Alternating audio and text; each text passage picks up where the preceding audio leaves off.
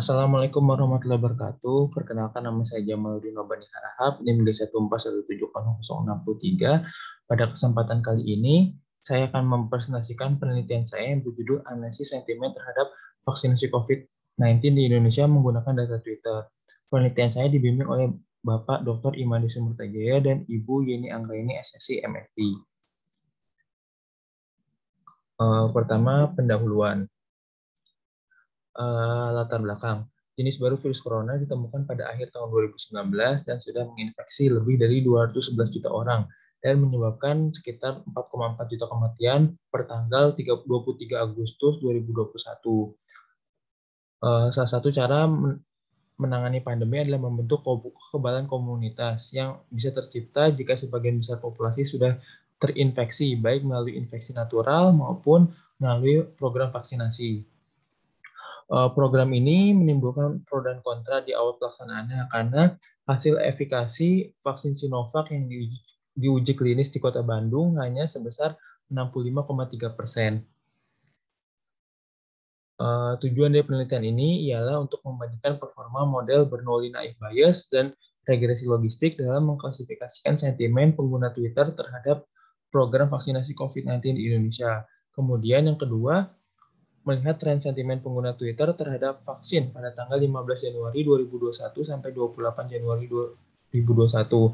Alasan dipilihnya rentang tanggal ini ialah karena pada tanggal 13 Januari merupakan hari pertama program vaksinasi, sehingga pro dan kontra terkait vaksinasi masih menjadi isu yang hangat pada waktu tersebut. Kemudian prosedur analisis. Berikut adalah prosedur analisis dari penelitian ini. Yang pertama yaitu penarikan data, kemudian pemilahan tweet sekaligus pelabelan tweet. Proses ini dilakukan secara iteratif. Jadi apabila pada saat pelabelan tweet itu masih terdapat kata yang sekiranya perlu dihilangkan, maka akan kembali ke pemilahan tweet dan seterusnya. Setelah melakukan pelabelan tweet, akan dilakukan praproses data, kemudian dilakukan fitur engineering, kemudian fitur selection, kemudian pemodelan menggunakan dua metode yaitu Bernoulli-Naif Bayes dan regresi logistik, kemudian evaluasi model menggunakan F1 score dan hasilnya. Yang pertama penarikan data. Data tweet ditarik pada periode 15 Januari sampai 28 Januari dengan kata kunci sebagai berikut. Data yang terkumpul sebanyak 14.307 tweet dengan 7 peubah yaitu tweet ID, kemudian tweet, kemudian username, kemudian banyaknya followers, kemudian akun terverified oleh Twitter atau tidak, terus waktu pembuatan akun dan waktu pembuatan tweet. Selanjutnya pemilahan tweet. Jadi ada beberapa tahapan pada pemilihan tweet ini. Yang pertama yaitu menghapus tweet dengan bahasa non-Indonesia. Jadi pada saat penarikan data terdapat bahasa yang memiliki kemiripan dengan bahasa Indonesia seperti bahasa Melayu ataupun bahasa daerah. Tweet-tweet ini tidak relevan untuk analisis sehingga tweet seperti ini di-drop. Kemudian menghapus akun yang dicurigai sebagai bot. Menurut penelitian Chu et al., faktor pembeda antara akun bot dan manusia adalah username yang banyak mengandung angka, dan menurut penelitian Pratama dan Rahmawati 2019 ialah umur akun. Jadi tweet peneliti membuat kriteria tersendiri dan banyaknya data yang di-drop sesuai ketentuan berikut ada sebanyak 506 tweet atau 3,5% dari keseluruhan data. Kemudian menghapus tweet yang tidak relevan. Tweet yang tidak relevan diantaranya adalah berita vaksinasi di negara lain atau tweet hanya berisi link. Banyaknya data yang di-drop adalah sebanyak 1.220 tweet atau 8,5%. Berikut adalah contoh dari data yang tidak relevan. Kemudian menghapus tweet yang redundan. Terkadang terdapat tweet yang memiliki konten yang persis sama dan berasal dari user yang berbeda.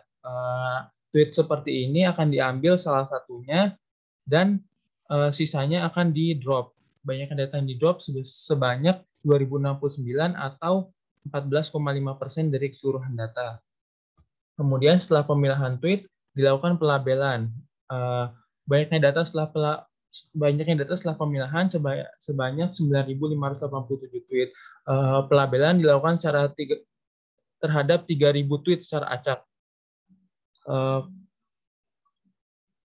Tweet dilabelkan menjadi 3 sentimen, yaitu sentimen positif, negatif, ataupun netral. Sentimen positif yaitu tweet yang menyatakan dukungan terhadap vaksinasi. Seperti contoh di sini, karena ada dukungan terhadap program vaksinasi nasional, maka tweet ini akan diklasifikasikan sebagai sentimen positif. Kemudian tweet netral ini tweet yang hanya berisi informasi atau berita, seperti contoh tweet ini, yaitu hanya berisi infografis. Kemudian tweet dengan sentimen negatif yaitu tweet yang mengandung pernyataan kontra terhadap vaksinasi. Seperti ini ada kata kunci yaitu kurang efektif pemberian vaksin. Maka tweet ini akan diklasifikasikan sebagai sentimen negatif pada saat pelabelan. Kemudian praproses data. Ya. Yang pertama yaitu normalisasi kata. Jadi normalisasi kata ini adalah merubah kata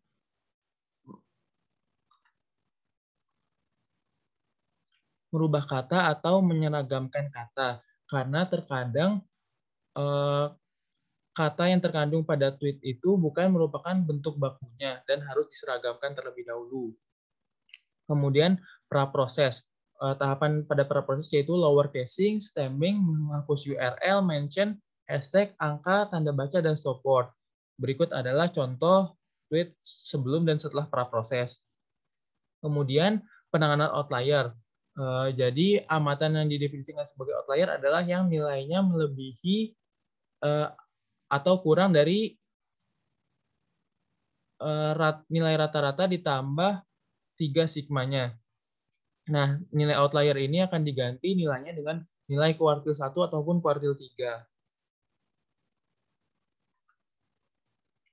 Kemudian fitur engineering. Tujuan fitur engineering adalah meningkatkan performa model dengan menambah peubah baru. Peubah yang baru yang ditambahkan yaitu sebanyak 6 buah. Dan ada proporsi digit, ada umur akun, ada banyaknya hashtag pada tiap tweet, banyaknya mention pada tweet, banyaknya link pada tweet, dan topik. Nah, topik ini di-generate dengan menggunakan metode latent directory allocation, yang merupakan metode berbasis peluang yang akan mengelompokkan tweet menjadi beberapa topik.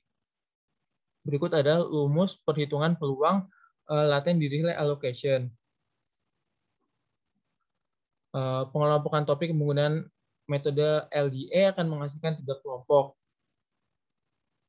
Kelompok yang pertama menghasilkan topik yang mayoritas pembicaraannya mengenai program vaksinasi di Indonesia. Kemudian topik kedua berisi tentang pelaksanaan vaksinasi COVID. Kemudian topik yang ketiga berisi tentang hasil uji klinis dan efek samping dari vaksin. Kemudian fitur selection.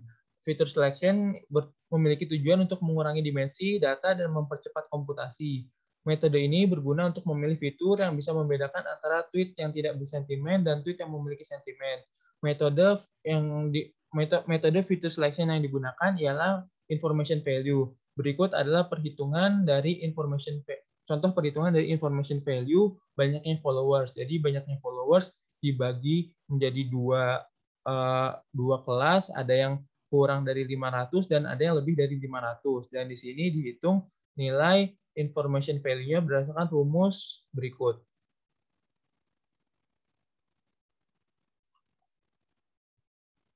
Kemudian pemodelan. Pemodelan menggunakan 2 metode, yaitu yang pertama Bernoulli naik bias dan regresi logistik. Naik bias adalah metode yang dapat memprediksi peluang suatu data terklasifikasi ke kelas tertentu. Jadi setiap tweet pada metode Bernoulli naik bias akan memiliki peluangnya tersendiri untuk masuk ke ketiga sentimen tersebut berdasarkan peluang kemunculan kata pada sentimennya. Berikut adalah rumus perhitungan dari Bernoulli naik bias. Kemudian regresi logistik adalah metode yang dapat menjelaskan hubungan antara peubah penjelas dengan peubah respon berupa biner maupun kategorik. Regresi logistik pada penelitian ini menggunakan regularisasi reach. Kemudian evaluasi model. Evaluasi model dapat dilihat menggunakan confusion matrix yang memiliki 2 dimensi, yaitu kelas aktual dan juga kelas prediksi. Ukuran yang bisa dihitung menggunakan confusion matrix diantaranya adalah recall, precision, dan F1 score. Performa recall dan precision terdapat trade-off karena meningkatkan performa recall biasanya akan menurunkan performa dari precision. Begitupun sebaliknya. Oleh karena itu, penelitian ini akan melihat performa F1 score. Model yang terpilih sebagai model terbaik adalah model yang memiliki performa dan kestabilan yang baik. Kemudian eksplorasi data. Mayoritas tweet memiliki sentimen netral, yaitu sebanyak 81,4%. Kemudian, tidak ada akun verified yang memberi sentimen negatif terhadap program vaksinasi COVID. Hal ini karena mayoritas mayoritas akun dengan yang terverifikasi adalah akun berita maupun akun resmi pemerintah daerah. Kemudian, hasil uji klinis dan efek samping vaksin adalah topik yang paling banyak menerima sentimen negatif. Selanjutnya, pada minggu pertama program vaksinasi, hasil uji klinis dan efek samping menjadi topik yang paling banyak dibicarakan, namun jumlahnya menurun setelah pekan pertama program.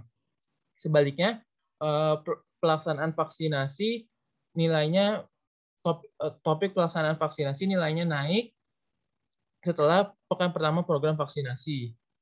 Hal ini karena setelah pekan pertama banyak berita mengenai distribusi vaksin maupun berita tentang penyuntikan vaksin terhadap tenaga kesehatan.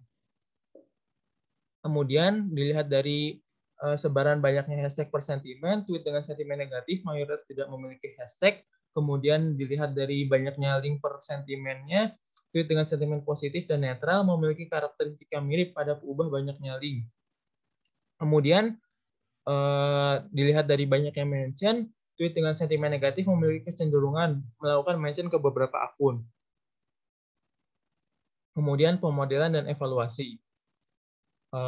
Sebelum melakukan pemodelan akan dibentuk dokumenter matriks, yaitu matriks yang merepresentasikan kalimat. Jadi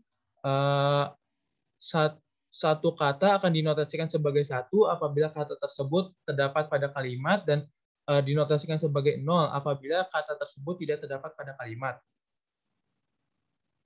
Kemudian pada saat proses pemodelan dilakukan 5-fold cross validation. Hal ini dilakukan untuk mencari hyperparameter terbaik untuk setiap model. Setelah didapat hyperparameter terbaik untuk setiap model, dilakukan 5-fold cross validation yang diulang sebanyak 200 kali sehingga akan terdapat sebanyak 1000 nilai F1 score. Metode Bernoulli Ice memiliki performa yang lebih baik dan juga stabil dari regresi logistik karena nilai rataannya lebih besar dan juga simpangan bakunya lebih kecil, artinya lebih stabil dan performanya lebih baik. Kemudian peubah yang berpengaruh di setiap sentimen.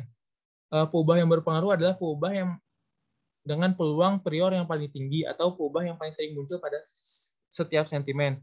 Peubah yang paling banyak muncul pada sentimen negatif ialah topik hasil uji klinis dan efek samping. Kemudian pada sentimen netral ataupun positif adalah banyaknya link. Jadi pada sentimen netral ataupun positif, tweetnya cenderung memiliki link di tweetnya. Kemudian prediksi dan simpulan. Berikut adalah prediksi tweet yang menggunakan Bernoulli-Naif bias.